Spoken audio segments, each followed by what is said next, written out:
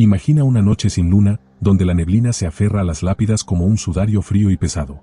Donde el viento que baja del Pichincha no susurra, sino que gime entre las cruces torcidas, arrastrando ecos de un pasado que no quiere ser olvidado. En ese silencio roto solo por el crujir de una rama seca o el aleteo lejano de un murciélago, a veces se recorta una figura espectral, una capa oscura que flota entre los mausoleos del cementerio del Tejar. Es la sombra de una promesa juvenil, de una apuesta estúpida que selló un destino para siempre. Pero cuidado, porque en la oscuridad, a veces las bromas se vuelven realidad, y los juegos del valor pueden atrapar no solo tu capa, sino también tu alma.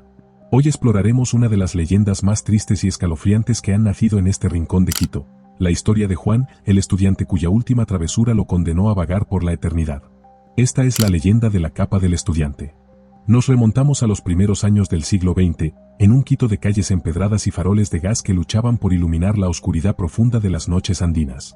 Era una época de tradiciones firmes, donde se respetaba a los muertos con una devoción casi sagrada, y el cementerio del Tejar, con sus muros altos y sus cipreses antiguos, se erguía como un reino silencioso e intocable, el umbral definitivo entre el mundo de los vivos y el misterio eterno.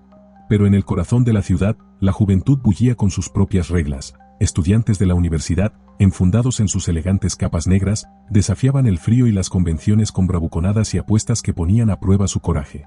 En esos círculos, donde la vida palpitaba con intensidad, la muerte era a veces un juego, un desafío para probar el temple entre copas de aguardiente y risas nerviosas. Fue en este contraste, entre la estricta solemnidad de una sociedad devota y la temeraria inocencia de la juventud, donde la tragedia encontró su caldo de cultivo. Allí, en ese limbo entre la burla y el miedo, es donde comienza nuestra historia. Entre esos jóvenes se encontraba Juan, un estudiante de no más de 20 años, de carácter impetuoso y una sonrisa que desafiaba al mundo.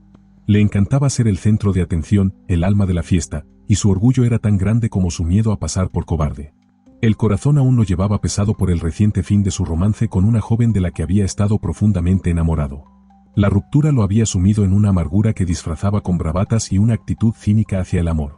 Esa herida abierta, ese duelo que se negaba a aceptar, lo hacía vulnerable.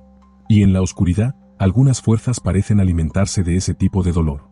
Esa noche fatídica, entre risas y provocaciones en una taberna cercana a la universidad, donde el humo del tabaco y el olor a licor barato creaban una atmósfera cargada de falsa invencibilidad. Las copas habían fluido y con ellas, la osadía de los jóvenes.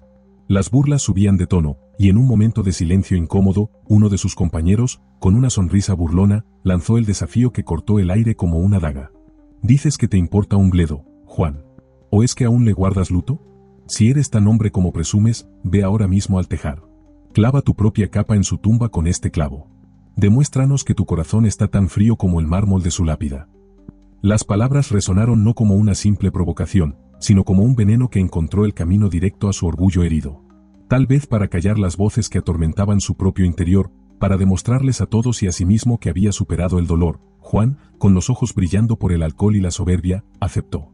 En ese instante, entre risas y palmadas en la espalda, cruzó una línea invisible. Sin saberlo, había aceptado un billete de ida a una pesadilla de la que no habría regreso. El camino hacia el cementerio era un descenso hacia otra realidad. La ciudad, sumida en un silencio sepulcral, parecía haber retirado su aliento, dejando solo el eco solitario de sus propios pasos sobre el empedrado húmedo. Una niebla baja y fantasmal se enroscaba alrededor de sus tobillos, como dedos fríos que intentaran retenerlo.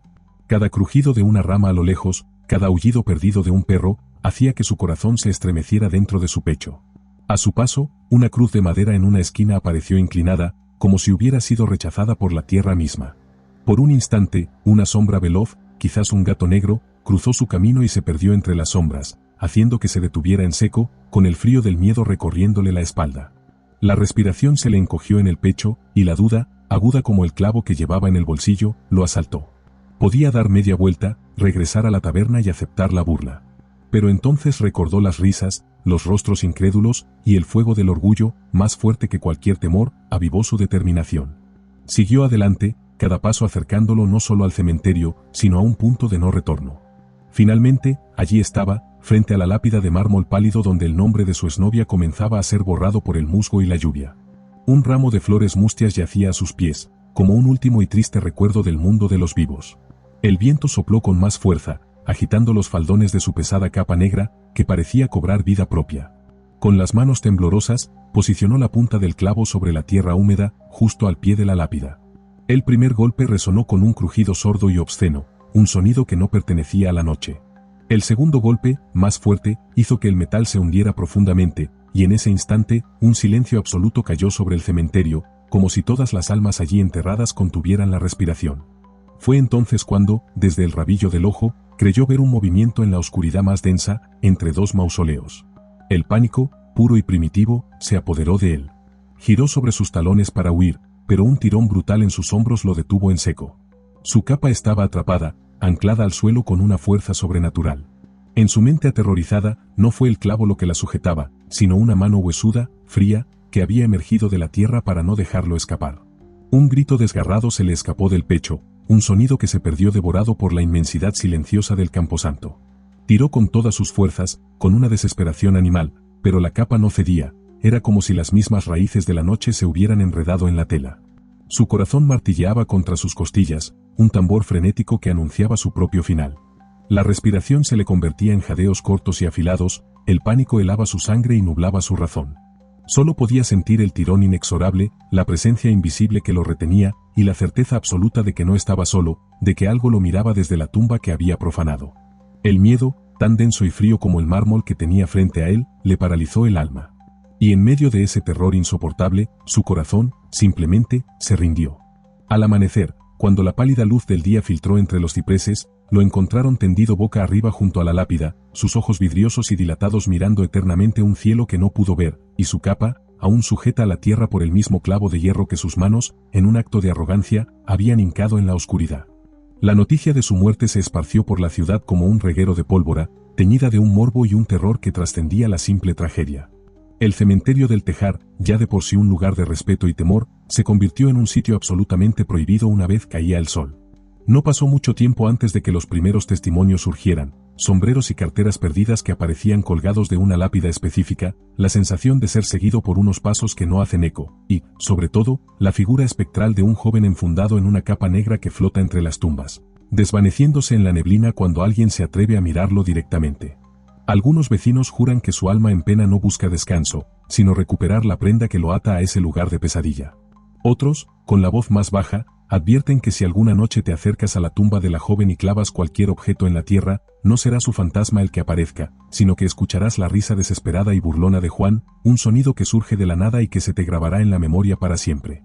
Aunque los registros oficiales son evasivos y la tumba concreta se ha perdido en el tiempo, los habitantes más antiguos del barrio no dudan de la veracidad de la historia. Demasiadas personas, a lo largo de demasiadas décadas, han sentido esa presencia de lana fría y han visto esa sombra que merodea donde el orgullo juvenil encontró su fin. La leyenda de la capa del estudiante nos recuerda que el miedo más profundo y paralizante no siempre es el que surge de una tumba, sino el que anida en nuestra propia mente, un monstruo que nuestro pánico alimenta hasta que nos consume por completo.